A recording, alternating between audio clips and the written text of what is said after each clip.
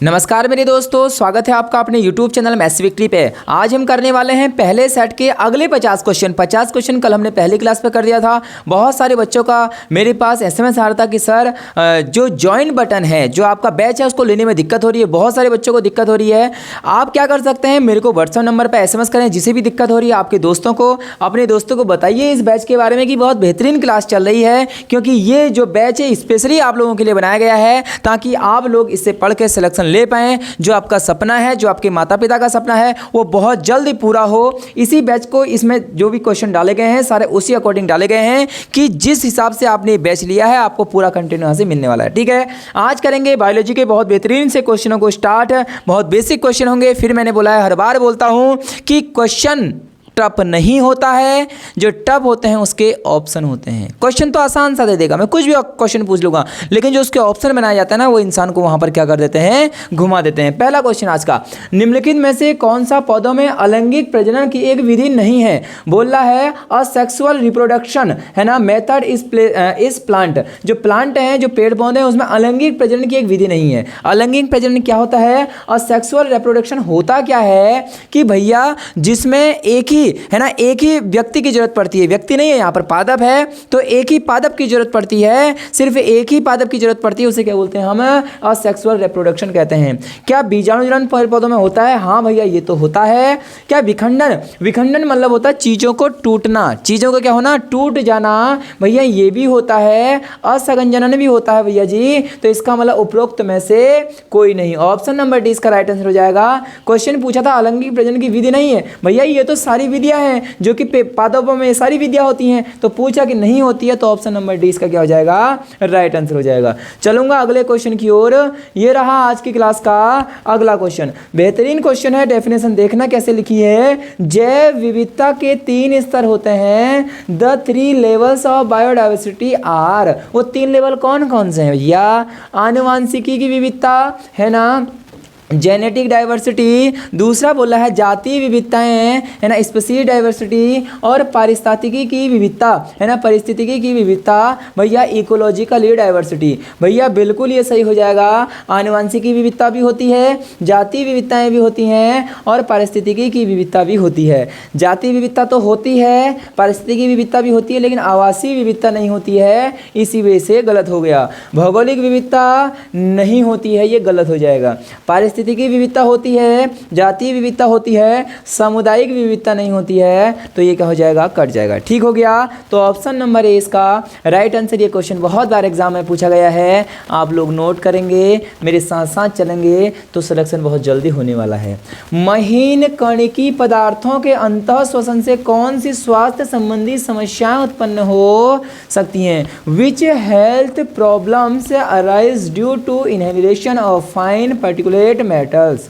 ठीक हो गया भैया। बोला है कि अंतः श्वसन जब हम करते हैं, जब हम सांस लेते हैं, तो महीन कणी पदार्थ जो बहुत छोटे छोटे कण होते हैं, उससे हमें क्या दिक्कत हो सकती है? क्या फेफड़ों में जलन हो सकती है? लंग्स इरिटेशन हो सकता है? हाँ भैया हो सकता है, बिल्कुल। श्वास नाल में सूजन? हाँ, अगर भैया जी हमारे फेफड़ों में जलन होगी तो श्वास नाल जो है उसमें भी क्या हो जाएगी, सूजन आएगी, ऐसा कह रहा है। फेफड़ों की क्षति हो सकती है? हाँ, फेफड़ों में जलन होगी तो उससे क्षति भी हो सकती है। और अल्पायु में मृत्यु, बहुत कम उम्र में मृत्यु भी हो सकती है। तो भैया ये 4 के 3 चीज सही बोल दिए हैं, तो उपरोक्त सभी यहां पर क्या आ जाएगा, राइट आंसर। ठीक है, तो ये सारे के सारे रोग महीन कणों द्वारा हो सकते हैं। तो ऑप्शन नंबर क्या हो जाएगा, डी हो जाएगा। अगले क्वेश्चन की ओर चलते हैं। यह रहा अगला क्वेश्चन।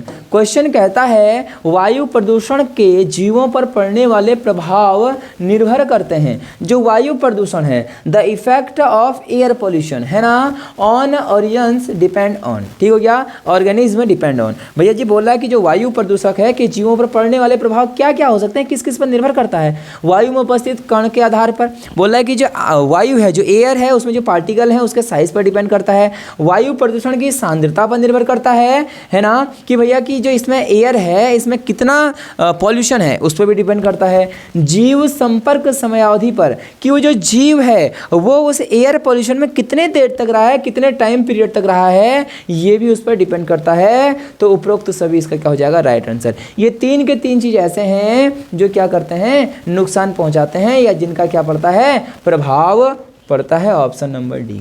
अगला क्वेश्चन है, ये रहा अगला क्वेश्चन। क्वेश्चन कहता है निम्न में से कौन सी विधि सही प्रकार के स्वपोषण की विधि है। स्वपोषण मतलब क्या होता है, autotrophic nutrients. Which of the following is a correct method of autotrophic nutrition. भैया स्वतः स्वपोषण, स्वपोषण मतलब स्वयं पोषण, खुद से पोषण करना, अपने हाथों से भोजन का पकाना व खाना नहीं भैया। हरे पौधों में प्रकाश संश्लेषण की क्रिया क्या होती है, एक स्वपोषण की विधि है। ऑप्शन नंबर बी क्या हो जाएगा, राइट आंसर। पेड़ पौधे अपना जो खाना बनाते हैं वो प्रकाश संश्लेषण है ना, प्रकाश की उपस्थिति में बनाते हैं, जिसे प्रकाश संश्लेषण कहते हैं। और वो खाना कैसे बनाते हैं, स्वपोषण होते हैं, मतलब खुद ही अपने खाद्यान्न को बना देते हैं। ठीक है, ये रहा अगला क्वेश्चन। क्वेश्चन कहता है कि ताजमहल के संचरण का कारण। मैंने कहा था कि क्वेश्चन बहुत आसान होते हैं लेकिन उसके ऑप्शन घुमा देते हैं। जल्दी बताइए, ताजमहल के क्षरण का क्या कारण है। ताजमहल भैया उसका क्षरण क्यों हो रहा है। ठीक हो गया, तो आप लोग बोलोगे जल प्रदूषण लगाएंगे बच्चे, लेकिन ये गलत होगा। वायु प्रदूषण से ऐसा हो रहा है, एयर पॉल्यूशन से क्या हो रहा है, ऐसा हो रहा है कि जो ताजमहल है उसका क्या हो रहा है, क्षरण हो रहा है। ठीक है, क्षरण हो रहा है। तो यहाँ पर option number B right answer. Note करेंगे, वो क्वेश्चन आने के पूरे चांस हैं। अगला क्वेश्चन ये रहा, कोशिका द्रव्य नरबंधता के संदर्भ में निम्नलिखित में से कौन सा कथन सत्य है। ठीक हो गया, which of the following statements is true regarding cytoplasmic male sterility. ठीक हो गया, अगला बताएंगे कि कोशिका द्रव्य नरबंधता पादपों में पूर्ण या आंशिक नरबंधता है। भैया जी अगला पढ़ेंगे, इस परिगणना का पादप जननी अलग अलग है। ठीक है, ये पादप अलग है, पादप जनन में व्यापक अनुप्रयोग है। ए और बी दोनों सही हैं। अब ए और बी को देख लेते हैं। पहले कह रहा है कि कोशिका द्रव्य जो है नरबंधता पादपों में पूर्ण या आंशिक नरबंधता है। बोला जो कोशिका द्रव्य में नरबंधता है ना, या तो वो पादपों में पूर्ण है मतलब पूरी तरीके से है, या फिर आंशिक रूप से है, कुछ ही रूप से है। ठीक हो गया। दूसरा बोल रहा है इस परिगणना का पादप जनन में व्यापक अनुप्रयोग है। व्यापक अनुप्रयोग मतलब जिसका मतलब कुछ अनुप्रयोग है। ठीक है, this phenomenon has wide applications इस प्लांट रिप्रोडक्शंस। भैया ये तो सही बोला है और ये भी क्या कह रहा है, सही कह रहा है। ऑप्शन ए और बी यहाँ पर क्या हो जाएगा, राइट आंसर। ठीक हो गया, चलते हैं अगले क्वेश्चन पर। ये रहा अगला। अब बायो में तो आपको पहले चीज़ें क्या होनी चाहिए, थ्योरी आपकी मजबूत होनी चाहिए और फिर ये क्वेश्चन आसानी से हो जाते हैं। ये रहा अगला क्वेश्चन, कह रहा है आनुवंशिक विविधता में मापा जाता है। बोल रहा है genetic diversity is measured by, कि जो आनुवंशिक है ना वो किस में मापा जाता है, ये आपसे पूछ रहा है। एक क्षेत्र में जातियों की किस्मों तथा उनकी आपेक्षिक बहुल्यता की उपस्थिति पर presence of species varieties and their relative abundance in a region. कैसा होता है कि एक क्षेत्र के आधार पर नापी जाएगी, नहीं भैया ऐसा तो बिल्कुल नहीं होता है। किसने बोला ऐसा होता है, जीव में उपस्थित आनुवांशिक सूचनाओं की विविधता। हाँ भैया, विविधता को कैसे नापा जाता है कि जो हमारे जीव हैं उसमें उपस्थित आनुवांशिक सूचनाओं की जो विविधता है वो इसमें नापी जाती है। Option number B, diversity of genetic information presence in an organism, ये इसका राइट आंसर हो जाएगा। ठीक है, उपरोक्त तो सभी मन लगा देना। अभी पता चला उपरोक्त सभी देख के उपरोक्त तो सभी लगा दे रहे हो, क्योंकि अधिकतर बच्चे यही करते हैं कि उपरोक्त सभी वाला तो आंसर सही होगा ही होगा, ऐसा नहीं होता हमेशा। ठीक है, अगला क्वेश्चन, तापीय विद्युत ग्रह के उत्सर्जन में उपस्थित कणिकीय पदार्थ को हटाने के लिए कौन सी विधि उपयोग की जाती है। ये ऐसे क्वेश्चन है ना जो आपको एग्जाम हॉल के अंदर डायरेक्टली मिलने वाला है। इस बार याद रखना, which method is use to remove particulate matter presents in thermal power plants emissions. भैया तापीय विद्युत ग्रह के उत्सर्जन मतलब होता है चीजों का बाहर निकलना में उपस्थित है ना कणिकीय पदार्थ को हटाने के लिए कौन सी विधि अपनाई जाती है। क्या वेट स्क्रबर है ना, दूसरा अवशोषण एब्जॉर्प्शन, इलेक्ट्रोस्टैटिक प्रिंटर। हाँ भैया जी, यही इसका राइट आंसर हो जाएगा। डायरेक्टली याद करना आपको पड़ेगा, ये तो याद ही आपको करना पड़ेगा। इलेक्ट्रोस्टैटिक प्रिसिपिटेटर यहाँ पर क्या हो जाएगा, राइट आंसर हो जाएगा। ठीक हो गया। तो ये ऐसी चीज है ना, अब देखो ये क्वेश्चन पेपर में पूछ जाते हैं, डायरेक्टली आपको याद करने पड़ेंगे। इसकी कोई विधि नहीं है कि जो आपको यहाँ पर में हम बता सकें कि इसकी ट्रिक है। ट्रिक नहीं होती, ये तो याद ही करने वाली चीज़ें हैं बायो में, तो आपको याद करना है। जहाँ पर चीज़ें आएंगी वहाँ पर मैं बताते रहूँगा। प्रकाश संश्लेषण प्रक्रिया में मुक्त O2 का स्रोत बोल रहा है, जब प्रकाश संश्लेषण होता है, फोटोसिंथेसिस होता है, उस समय जो O2 बाहर निकलती है उसका स्रोत क्या है, उसका सोर्स क्या है।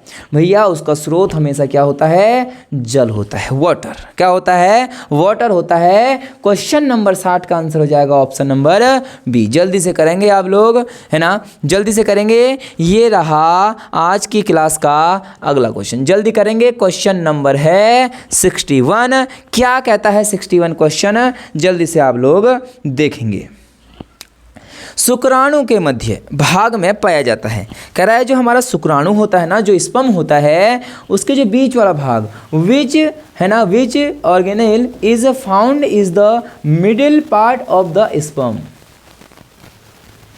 शुक्राणु के मध्य भाग में जो स्पर्म होता है उसके जो बीच का भाग है, मिडिल पार्ट है, उसमें क्या पाया जाता है? ऐसा पूछ रहा है। क्या माइटोकॉन्ड्रिया पाया जाता है? क्या गोल्गी काय पाया जाता है? क्या अंतः प्रद्रवी जालिका पाया जाता है? या एंजाइम पाया जाता है? तो भैया ऑप्शन नंबर ए इसका राइट आंसर हो जाएगा, माइटोकॉन्ड्रिया इसमें अंदर पाया जाता है। बहुत इंपॉर्टेंट है, याद रखना। जो स्पर्म है उसके मध्य भाग में माइटोकॉन्ड्रिया पाया जाता है, माइटोकॉन्ड्रिया, जिसे हम क्या कहते हैं? जिसे हम क्या कहते हैं? आप लोग इसको कमेंट में आंसर जरूर लिखेंगे। अगला क्वेश्चन ये रहा, जल प्रदूषण से उत्पन्न रोग है कि जो जल प्रदूषण होगा, which disease is caused by water pollution. Water pollution जब होगा तो उससे कौन सा रोग होगा? क्या कैंसर होगा? नहीं भैया। पेचिस, सिर दर्द तो नहीं होगा, हैजा, दमा भी नहीं होगा। तो इसका आंसर क्या हो जाएगा? पेचिस। जो पेचिस होती है, ठीक है, वो किससे लगते हैं? जल प्रदूषण से होता है। अगर गंदा पानी आप लोग पी दोगे तो आपको पेचिस लग जाएंगे। अगला क्वेश्चन ये रहा, पौधों में संसेचन के फलस्वरूप उत्पन्न एकल कोशिका डेडस कहलाती है। The single cell formed as a result of fertilisation in plant is called. क्या कहलाती है भैया जी? युग्मनज कहलाती है। क्या कहलाती है? युग्मनज कहलाती है। पुंकेश्वर क्या होता है? आपने गुड़हल का फूल देखा होगा, ऊपर से है ना, ऐसे गुड़हल का फूल हम बना देते हैं, ऊपर से जो होता है इसे ही हम क्या बोलते हैं? पुंकेश्वर बोलते हैं। बीजांड क्या होता है? अंडाशय क्या होता है? ये जहाँ पर क्या बनते हैं, है ना, अंडाशय क्या होता है? जहाँ पर फूल बनता है, जहाँ पर बीज बनता है, उसे क्या बोलते हैं? अंडाशय बोलते हैं। ठीक हो गया, ये हो गया। अगले क्वेश्चन की ओर चलते हैं। इसका आंसर हो जाएगा युग्मनज हो जाएगा। अगला क्वेश्चन ये रहा आपके सामने। क्वेश्चन कहता है, बहुत इंपॉर्टेंट क्वेश्चन नजर आता है, हिमालयी श्रृंखलाओं में उगने वाला औषधीय पादप राउल्फिया वोमिंटोरिया, बहुत इंपॉर्टेंट नाम है, राउवोल्फिया वोमिंटोरिया में रसायन रिसर्पाइन की सांद्रता एवं क्षमता में विविधता दर्शाता है। यह उदाहरण किसका है? जाति विविधता का, पारिस्थितिक विविधता का, आनुवांशिक विविधता का, या उपरोक्त में से कोई नहीं? जल्दी बताएंगे। क्या ऐसे क्वेश्चन आपने पढ़े हैं पहले? क्या आपको लग रहा है कि हाँ रियल में एग्जाम हॉल के अंदर ऐसे ही क्वेश्चन नजर आते हैं? आप लोग देख लो कि भैया हिमालयी श्रृंखला में उगने वाला एक औषधि क्या है? एक वृक्ष है राउवोल्फिया वोमिंटोरिया। ठीक है, इसका नाम लिख रखा होगा, है ना, कहाँ पर लिख रखा है? ये लिखा है राउवोल्फिया वोमिंटोरिया। तो भैया ये किसका एक उदाहरण है? जल्दी से बताएंगे कि जो ये एग्जाम्पल है ये किसका है एग्जाम्पल? ठीक है, क्या ये जाति विविधता का है? क्या ये पारिस्थितिकी विविधता का है? क्या ये आनुवंशिकी विविधता का है? ये उपरोक्त में से कोई नहीं। तो इसका जो राइट आंसर आएगा ऑप्शन नंबर सी, आनुवंशिक विविधता इसका राइट आंसर होगा। ठीक हो गया। आनुवंशिक विविधता का क्या है? ये जेनेटिक डाइवर्सिटी का क्या है? एक एग्जाम्पल है। तो इसका नाम याद करना, राउवोल्फिया वोमिंटोरियो, ये क्या हिमालयन वृक्ष है, औषधि वृक्ष है। अगला, पारिस्थितिकी विविधता सामुदायिक स्तर पर पाई जाती है। यहाँ 3 प्रकार की होती है भैया, वेरी इंपॉर्टेंट। पारिस्थितिकी जो विविधता है, जो इकोलॉजिकल डाइवर्सिटी है, वो कितने टाइप की होती है? कितने लेवल की होती है? 3 टाइप होते हैं उस लेवल के। उसके कितने होते हैं? 3 लेवल होते हैं भैया। पारिस्थितिकी की विविधता हेतु सही सुमेलित विकल्प बोल रहा है, इनमें से कौन सा सही है? मैं फिर बोल रहा हूँ, अल्फा, बीटा और गामा 3 होते हैं। अल्फा क्या होता है? जो एक ही समुदाय के अंदर होते हैं, एक समुदाय। भैया बीटा क्या होता है? जो कि अलग अलग समुदाय के अंदर होता है। बीटा अलग अलग समुदाय मैंने बना दिए, देखो लाल और ये। और गामा क्या होता है? जो संपूर्ण भौगोलिक क्षेत्र जीवों के लिए होता है। तो अब क्वेश्चन पढ़ लेते हैं कि क्या ये कहता है। अल्फा विविधता अलग अलग समुदायों के मध्य विविधता नहीं भैया, अल्फा तो मैंने क्या बनाया है? एक ही के बीच में विविधता है। ठीक है। Alpha diversity between different communities, नहीं डिफरेंट नहीं है ना, किसके अंदर होता है, सेम कम्युनिटी के अंदर होता है। बीटा विविधता समान समुदायों के जीवों के मध्य विविधता, भैया समान के लिए नहीं होता है, बीटा तो असमान के लिए होता है ना। यहाँ सेम कम्युनिटी कैसे आ जाएगा, डिफरेंट आना चाहिए था। गामा विविधता संपूर्ण भौगोलिक क्षेत्र की जीवों के अध्ययन के लिए हम क्या करते हैं, गामा विविधता लिखते हैं। Option number C. Gamma diversity क्या है, diversity among organism of an entire geographical region, भौगोलिक क्षेत्र के अंदर जितनी भी विविधताएं हैं उसे हम किससे नापते हैं, गामा विविधता उसे हम कहते हैं। ये 3 लेयरों को आपको याद करना है, इंपॉर्टेंट है। अगला क्वेश्चन ये रहा, प्राथमिक क्या लिखा हुआ है, प्राथमिक पुंबी जाणु जनन को कोशिकाएं निर्माण करती हैं, है ना। प्राइमरी सेप्रेमेटोगोनिया सेल्स फॉर्म बोल रहा है, क्या बोल रहा है, प्राइमरी सेप्रेमेटोजोनिया सेल्स फॉर्म। भैया कहाँ से बनती है, इनका निर्माण कहाँ से होता है, किसका, जो प्राथमिक पुंबी जाणु जनन जो कोशिकाएं हैं उनका निर्माण कहाँ से होता है, आप बताएंगे। लघु बीजाणु मात्र कोशिकाएं, माइक्रोस्कोपिक मदर सेल्स, प्रपशु कोशिकाएं, ठीक है। टैपिटम की बाह्य कोशिकाएं, आउटर सेल ऑफ टैपिटम, दीर्घ बीजाणु मात्र कोशिकाएं, मेगास्पोर मदर सेल। नहीं भैया, इसका आंसर हो जाएगा लघु बीजाणु मात्र कोशिकाओं के द्वारा, माइक्रोस्कोपिक मदर सेल्स के द्वारा क्या होता है, प्राथमिक पुंबी जाणु जनन का कोशिकाओं का निर्माण होता है। ठीक है, इसको हम नोट करेंगे, इंपॉर्टेंट क्वेश्चनों में से एक है और सीधे सीधे नोट करेंगे। ऑप्शन नंबर ए इसका राइट आंसर। ये रहा अगला क्वेश्चन। बायोलॉजी के अंदर आपको पता है थोड़े से लैंग्वेज है ना घुमा के देता है, और बायोलॉजी थोड़ी सी बच्चों को टफ लगती है क्योंकि यहाँ ना नाम थोड़े अजीब अजीब से नाम आते हैं, लेकिन ठीक है ऐसे क्वेश्चन ला रहा हूँ जो एग्जाम हॉल के अंदर पूछे जाते हैं, वही क्वेश्चन यहाँ डायरेक्टली उठा के रखें। वायु प्रदूषण के निवारण के उपाय हैं, क्या कैसे कर सकते हो वायु प्रदूषण का निवारण। Measure to control air pollution, कैसे कंट्रोल कर सकते हो भैया एयर पोल्यूशन का। वाहनों का कम प्रयोग करके, हाँ ये तो सही बोले कि वाहनों का कम प्रयोग करके कर सकते हैं। प्रदूषित वायु को उपचारित करके, ऐसा भी हो सकता है, ट्रीटिंग पोल्यूशन एयर। ठीक है, अगला बोला वृक्षारोपण करके, प्लांटिंग ट्रीज। भैया ठीक है, तो इसका मतलब उपरोक्त सभी इसका राइट आंसर। ठीक है, तो ऐसे क्वेश्चन भी आते हैं और इससे पहला वाला क्वेश्चन भी आपने देखा, ऐसे क्वेश्चन भी पूछे जरूर जाते हैं एग्जाम में। ये रहा अगला क्वेश्चन। क्वेश्चन कहता है निम्नलिखित में से कौन सा रोग वायु प्रदूषण द्वारा उत्पन्न नहीं होता है। वायु प्रदूषण एयर पोल्यूशन द्वारा, है ना, बोल रहा है एयर पोल्यूशन द्वारा कौन सा ऐसे डिजीज है जो कि क्या नहीं होती, उत्पन्न नहीं होती है। तो भैया श्वास संबंधी विकार, ये तो वायु से ही उत्पन्न होती है। चर्म रोग, ये भी वायु से होता है। स्किन डिजीज, ठीक है, स्किन तो है वायु में ही होती है। आई डिजीज, आंखों का रोग भी होता है। हैजा, हैजा इसका राइट आंसर हो जाएगा। हैजा होता है किससे, दूषित पानी से। दूषित पानी से क्या होता है, हैजा होता है, आप नोट कर लेंगे। ठीक है, ये रहा अगला क्वेश्चन। क्वेश्चन कहता है गुंजन चिड़िया द्वारा परागण होता है ना। Pollination by humming bird occurs in. भैया जो एक गुंजन चिड़िया है इसके द्वारा परागण होता है, और वो कैसे होता है ये क्वेश्चन पूछ रहा है। पहला है रेफ्लेसिया द्वारा, दूसरा है बोगेनविलिया द्वारा, तीसरा है बिग्रोनिया द्वारा, चौथा है अमरूद द्वारा। नहीं भैया, इसका ऑप्शन हो जाएगा सी, बिग्रोनिया। बहुत इंपॉर्टेंट है ये गुंजन चिड़िया, आपको ये याद रखना है कि जो गुंजन चिड़िया होती है, जो हमिंग बर्ड होती है, इसके द्वारा परागण होता है, वो कैसे होता है, बिग्रोनिया द्वारा होता है। बहुत इंपॉर्टेंट क्वेश्चन है, याद रखना इस क्वेश्चन को। अगला क्वेश्चन ये रहा।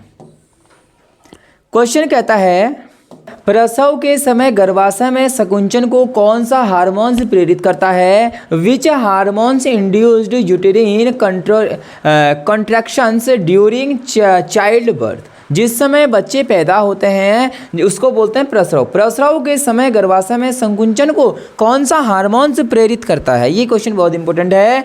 ऑक्सीटोसिन भैया, वेरी वेरी इंपॉर्टेंट है। जो ऑक्सीटोसिन हार्मोन्स है, जिस समय प्रसव होता है, जिस समय बच्चे पैदा होते हैं, उस समय ये हार्मोन्स संकुचन जो को है, जो क्रिया को है, ये क्या करता है, उत्तेजित करता है। क्या करता है, उत्तेजित करता है, इसका ऑप्शन ही हो जाएगा भैया जी। एस्ट्रोजन क्या है, बहुत इंपॉर्टेंट हार्मोन्स है। प्रोजेस्टेरॉन क्या है, बहुत इंपॉर्टेंट हार्मोन्स है। टेस्टोस्टेरोन क्या है, बहुत इंपॉर्टेंट हार्मोन्स है। इन हार्मोन्स के बारे में हल्की बहुत चीज़ें जानते हैं।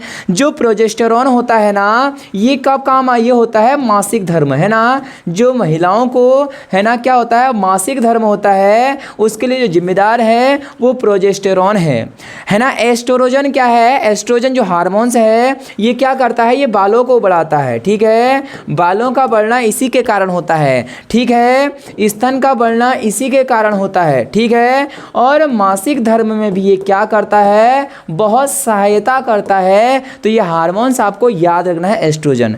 टेस्टोस्टेरोन क्या है, यह एक पुरुष हार्मोन्स है। क्या है, पुरुष हार्मोन्स है। ये कैसा हार्मोन्स है, जो कि किस में पाया जाता है, मेल में पाया जाता है। ये तीनों हार्मोन्स फीमेल में पाए जाते हैं, ये मेल में पाया जाता है कि नहीं। टेस्टोस्टेरोन हम मेल फीमेल में भी पाया जाता है, लेकिन बहुत कम मात्रा में पाया जाता है, तो हम बोलते हैं कि मेल में ही ज़्यादा पाया जाता है, तो इसको मेल लिखते हैं हम, ठीक है।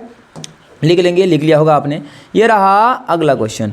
क्वेश्चन कहता है निम्नलिखित में से कौन सा खेत के पारितंत्र का एक विशिष्ट गुण है, ठीक है। एग्रीकल्चरल इकोसिस्टम का एक क्या है, ये पार्ट है। कम आनुवंशिक विविधता, low genetic diversity, absence of weeds, खरपतवार की अनुपस्थिति। भैया इसका आंसर हो जाएगा कम आनुवंशिकी जो विविधता है वो क्या है, खेत के पारितंत्र का एक विशिष्ट गुण है। जो हमारे खेत हैं, जो एग्रीकल्चरल इकोसिस्टम है, उसमें जो हमारी डाइवर्सिटी है वो बहुत क्या पाई जाती है, लो पाई जाती है, कम आनुवंशिक विविधता इसमें पाई जाती है, ठीक है। डायरेक्टली क्वेश्चन को याद रखना, खेत जो हमारे खेत होते हैं पारितंत्रिकी होता है, उसमें कम आनुवंशिक विविधता पाई जाती है।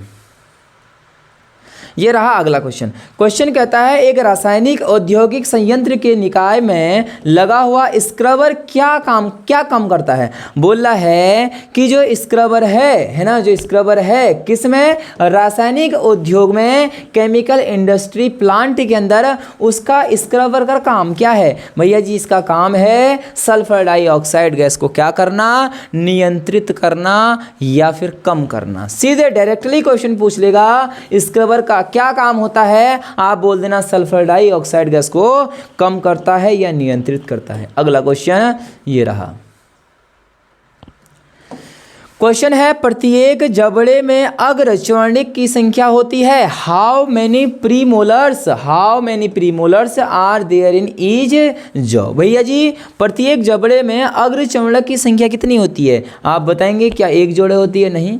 3 जोड़े होती है, नहीं। 4 जोड़े होती है, नहीं। 2 जोड़े होती है, 2 जोड़े, ठीक है। इनका काम होता है भोजन को काटना, ठीक है। और बच्चों में है ना अग्रचर्णकी है ना प्रीमोलर नहीं होते हैं, आपको ये याद रखना है। क्वेश्चन पूछ सकता है क्या बताओ जो छोटे बच्चे होते हैं उनमें अग्रचर्णकी होते हैं, प्रीमोलर होते हैं, आप बोलोगे नहीं भैया उनमें नहीं होते हैं, ठीक है। अगला क्वेश्चन, निम्नलिखित में से कौन सा प्रकाश संश्लेषण फोटोसिंथेसिस का सही समीकरण है। CO2H2O CO2H2O CO2H2O CO2H2O सही है ना।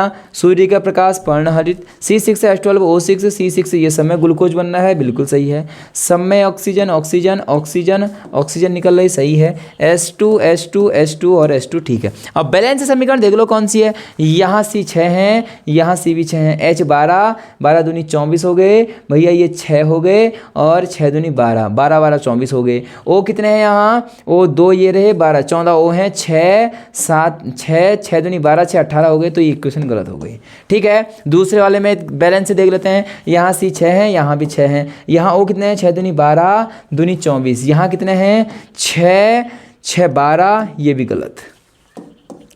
यहाँ देख लेते हैं भैया, ये तो वैसे भी गलत है, तो ऑप्शन नंबर सी इसका क्या हो जाएगा, राइट आंसर। आप लोग देखेंगे तो एकदम ये राइट आंसर हो जाएगा, ऑप्शन नंबर सी। चलते हैं अगले क्वेश्चन पर। अगला क्वेश्चन ये रहा, पादप, बहुत इंपॉर्टेंट क्वेश्चन लगाएं, मोस्ट इंपोर्टेंट क्वेश्चन। पादप, कीट, मेढक, सर्प इस खाद्य श्रृंखला फूड चेन में यदि पादप में 100 कैलोरी ऊर्जा है तो मेढक को कितनी ऊर्जा मिलेगी।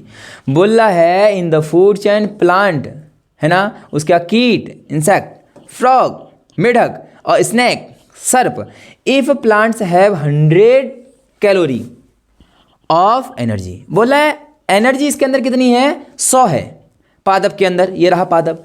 होता क्या है, इस चैन को समझना। पहला पादप है, पादप क्या करेगा ना, पादप के पास 100 किलो कैलोरी है। अब ये क्या करेगा, इसके बाद कीट के पास जाएगा।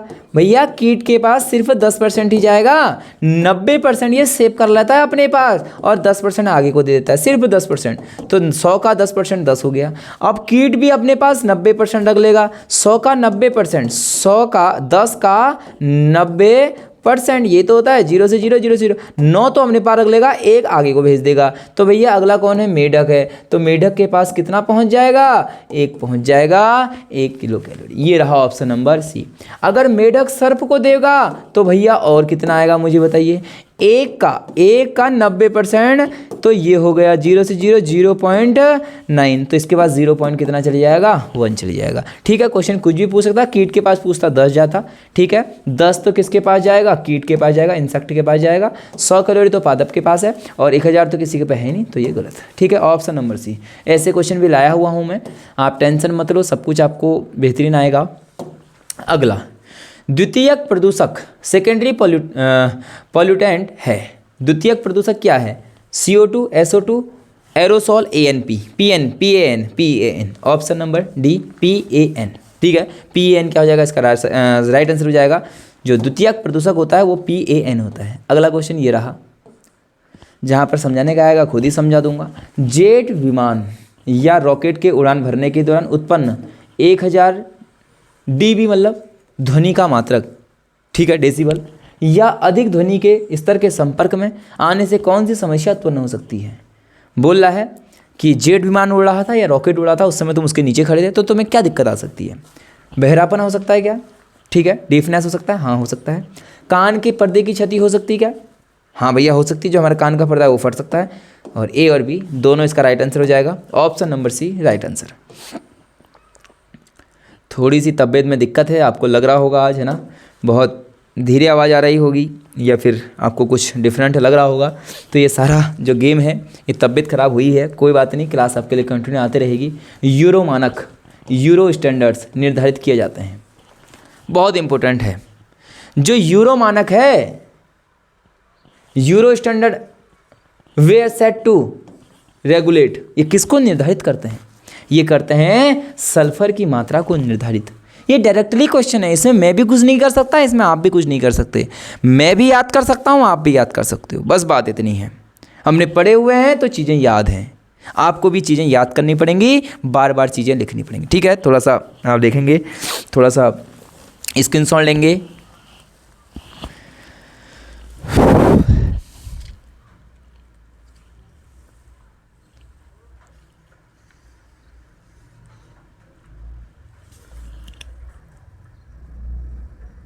ठीक हो गया।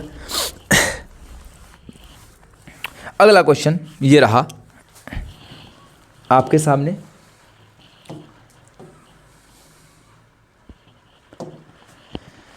पर्यावरण के भौतिक कारक कौन से हैं? Physical factor of the environment. Which of the following are physical factors of the environment. जो एनवायरनमेंट है हमारा, उसके भौतिक फैक्टर पूछ रहा है, फिजिकल फैक्टर पूछ रहा है। पादप है क्या? जंतु है क्या? तापमान है क्या? जीवधारी है क्या? सबसे अलग कौन सा नज़र आ रहा तुम्हें भैया? पादप, जंतु, जीवधारी या तापमान? टेम्परेचर सबसे अलग आ रहा है। तो तापमान, वर्षा, बादल, वायु, ये सारे कैसे हैं? ये सब भौतिक कारक हैं। ये सारे कैसे फैक्टर हैं? फिजिकली फैक्टर है। ऑप्शन नंबर सी इसका राइट आंसर। 80 क्वेश्चन। वायुमंडलीय वायु में CO2 की मात्रा होती है, पता होना चाहिए। CO2 0.039% होती है, ये आपको पता होना चाहिए। Option number D right answer. ठीक है, 0.03 भी आ सकता है, आपको दोनों समझ में आना चाहिए। अगर 9 लिखा हुआ है तो भी यही होगा, अगर सिर्फ 3 तक लिखा आ जाएगा 0.03 तो भी आंसर क्या हो जाएगा? सही हो जाएगा। ठीक है, ऑक्सीजन आपको पता ही है, नाइट्रोजन आपको पता ही है, तो वो ज़्यादा ऐसे चीज़ें पूछता है जो बच्चों को नहीं पता होती, जैसे कार्बन दे दिया उसने। ठीक है, भ्रूण को जन्म देना कहलाता है।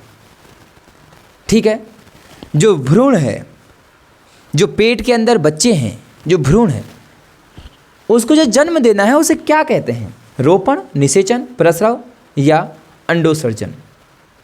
तो इसे बोलते हैं प्रसव, प्रसव, ठीक है, प्रसव। जो बच्चे जब पैदा होते हैं तो उसको हम क्या कहते हैं, प्रसव हो रहा है, ठीक है। तो इसका आंसर हो जाएगा ऑप्शन नंबर सी। ये रहा अगला, निम्न अक्षांश से उच्च अक्षांश की तरफ जैव विविधता, बहुत इंपॉर्टेंट है जैव विविधता, बहुत। जैव विविधता शब्द नाम किसने दिया और जैव विविधता का जनक किसे कहा जाता है?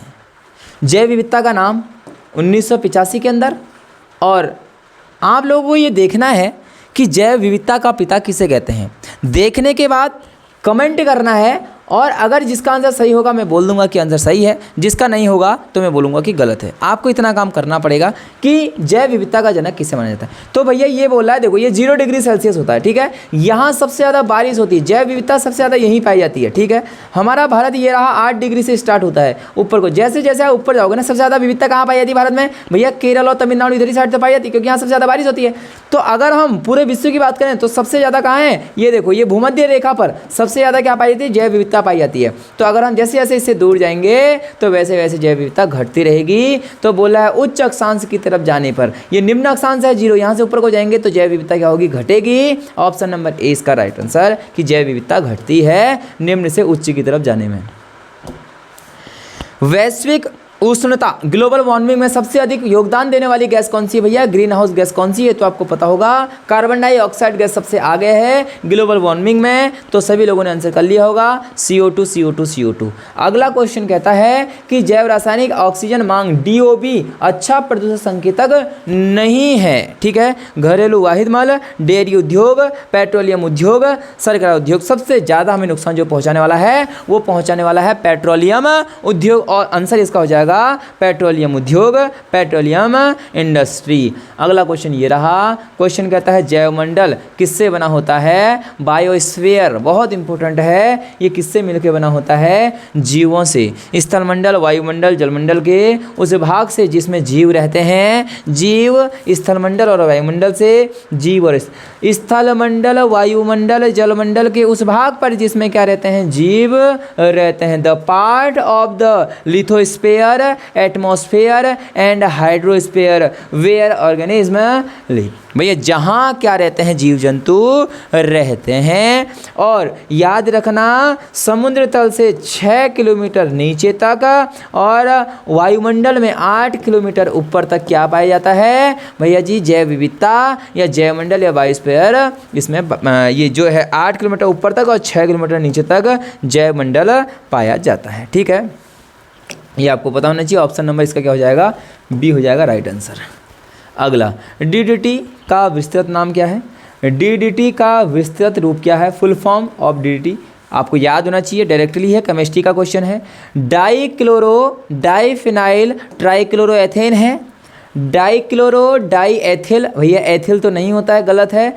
डाइक्लोरो डाइपाइरिडिल, ये भी नहीं होता है। डाइक्लोरो डाइफिनाइल, ये हाँ फिनाइल तो होता है। टेट्रा क्लोरो एसीटेट, नहीं भैया एसीटेट नहीं होता है। ऑप्शन नंबर 1 इसका right answer, dichloro diphenyl trichloro chloroethane इसका राइट आंसर होगा ऑप्शन नंबर ए। DDT का उपयोग कहाँ किया जाता है ना? आपको पता होनी चाहिए, पानी को साफ करने में, रोगाणुओं को मारने में।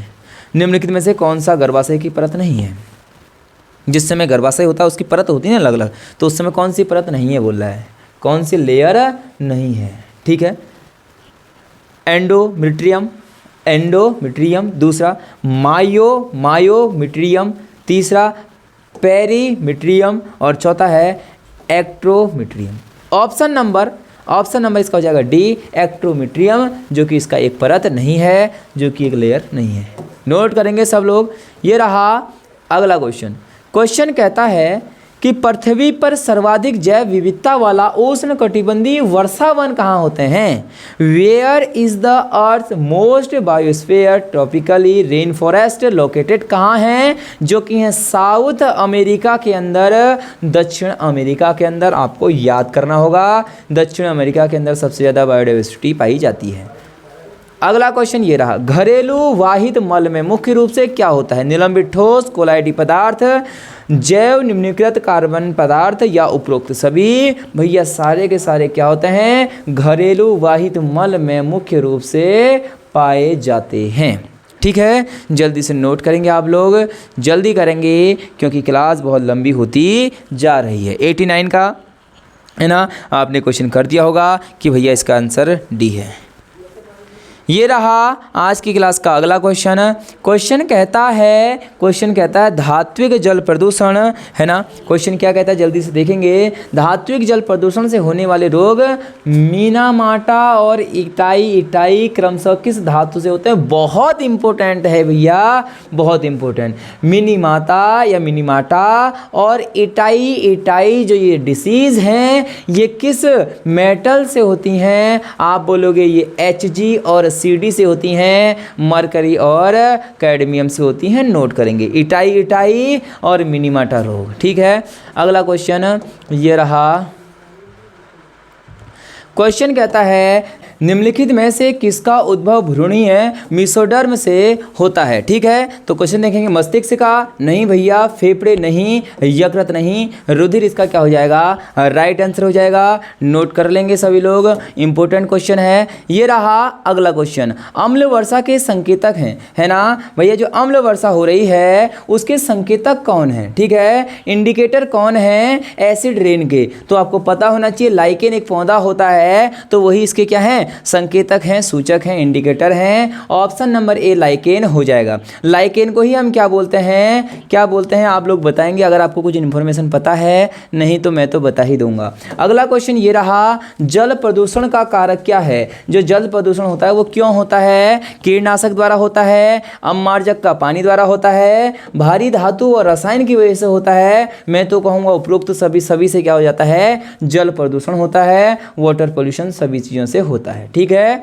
अगला क्वेश्चन ये रहा आज की क्लास का। शुक्राणु और अंडाणु का संलयन कहाँ पर होता है आप लोग बताएंगे। अंडाशय में, गर्भाशय में, योनि में या फैलोपियन ट्यूब में। ऑप्शन हो जाएगा डी। जो फैलोपियन ट्यूब होती है ना, बहुत इंपॉर्टेंट क्वेश्चन है। यहीं पर शुक्राणु और अंडाणु का क्या होता है, संलयन होता है। संलयन मतलब ये आपस में मिलते हैं। ठीक हो गया। अगला क्वेश्चन ये रहा 95।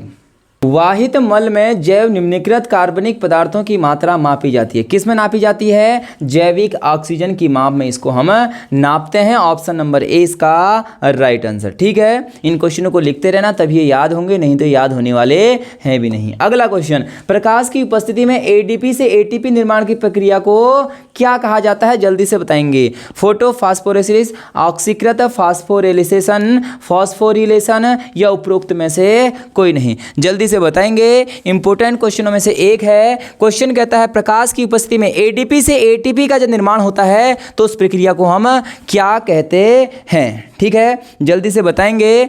उपरोक्त में से कोई नहीं होगा क्या, फास्फोरिलेशन होगा, फास्फोरिलेशन होगा या फिर ऑक्सीकृत फास्फोरिलेशन होगा। ठीक है, तो यहां पर आंसर तो कोई नजर नहीं आ रहा है। ऑप्शन नंबर डी इसका क्या हो जाएगा, राइट आंसर। इनमें से वो कोई प्रक्रिया नहीं है। ठीक है, अगले क्वेश्चन की ओर बढ़ते हैं। ये रहा अगला क्वेश्चन। क्वेश्चन कहता है हरितलवक के स्ट्रोमा में कौन सी क्रिया होती है। जल्दी से बताएंगे। जो हमारा क्या है, हरितलवक है, उसका जो स्ट्रोमा होता है उसमें कौन सी प्रक्रिया होती है। क्या प्रकाशिकी अभिक्रिया होती है, लाइट रिएक्शन होती है, या अप्रकाशिक अभिक्रिया होती है, डार्क रिएक्शन होती है। तो आप लोग बोलोगे कि अप्रकाशिकी अभिक्रियाएं होती हैं, डार्क रिएक्शन होती हैं। आप लोग इसको ये याद करेंगे। अगला क्वेश्चन ये रहा। क्वेश्चन कहता है निम्नलिखित में से कौन सा मादा जनन अंग का भाग नहीं है, है ना। गर्भाशय, योनि मार्ग, गर्भाशय ग्रीवा, शुक्रवाहिनी, है ना। जल्दी से बताएंगे कि कौन सा ऐसा अंग है जो कि किस में नहीं पाया जाता है, फीमेल रिप्रोडक्टिव सिस्टम के अंदर नहीं पाया जाता है। जल्दी से बताएंगे। क्या गर्भाशय होता है, हाँ ये तो होता है। क्या योनि मार्ग होती है, हाँ भैया ये भी होती है। गर्भाशय ग्रीवा या शुक्रवाहिनी का, भैया जी शुक्रवाहिनी का नहीं होती है, ये तो होता है। ऑप्शन नंबर इसका क्या आ जाएगा, डी हो जाएगा। ठीक है, चलते हैं आज की क्लास का लास्ट क्वेश्चन। ये रहा 99।